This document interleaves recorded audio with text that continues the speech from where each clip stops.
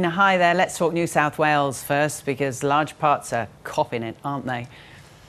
Yeah, that's right. We do have a low pressure system just off the mid-north coast of New South Wales, and that's bringing all the rain and wind onto the New South Wales coast, particularly between Sydney and up to around Kempsey. So firstly, we have a severe weather warning current for heavy rainfall and damaging winds for parts of the mid-north coast and the Hunter coast, getting down towards the Newcastle and Gosford area. We could see falls of 50 to 150 millimetres in these areas over the next 24 to 36 hours, with isolated high totals possible with storms.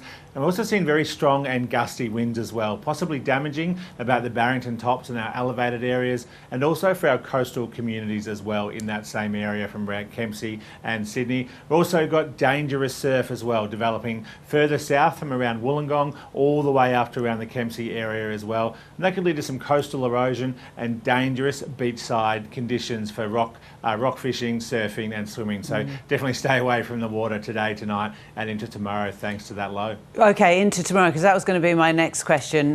When is this system moving and in which direction? Yeah, thankfully the low is very slowly moving away from the coast and not towards the coast, which is good news. But it's only doing that very slowly. So we're likely to see a pretty wet, windy day today. Conditions will slowly ease as we move into Sunday morning, but still showery and windy about the coast. And it won't be until about Saturday night into Sunday we'll see those conditions really start easing along the New South Wales coast. It's been a couple of really hot days, hasn't it, in Queensland? Is that heat subsided now? Yeah, particularly in southeast Queensland. We saw Brisbane Airport get to 38 degrees yesterday, a lot of places in the mid to high 30s, and even further north towards Hervey Bay, Bundaberg and up to Mackay.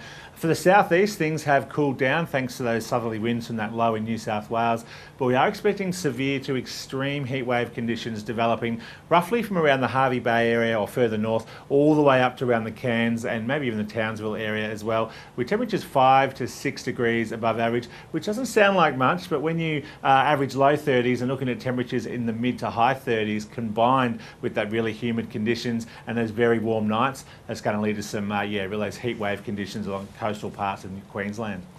Dee, let's talk about Western Australia. What's this talk of a tropical cyclone? Yeah, that's right. Tropical low is developing around the Broome area, and it's going to move offshore as we move into the latter part of today and over the weekend. It's bringing widespread showers, rain and thunderstorms to the top end in Kimberley right now.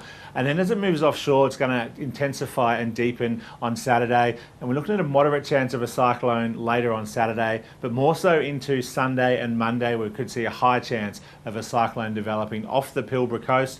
And that's going to bring some pretty strong winds and also showers and thunderstorms to the Pilbara coast as it moves at least parallel in the early stages. And as we get into Monday and Tuesday, we could see that continue, hopefully moving further west. But those along the Pilbara coast all the way down to Exmouth will definitely need to stay up to date latest forecast and warnings over the weekend. And we could see track maps being issued later today.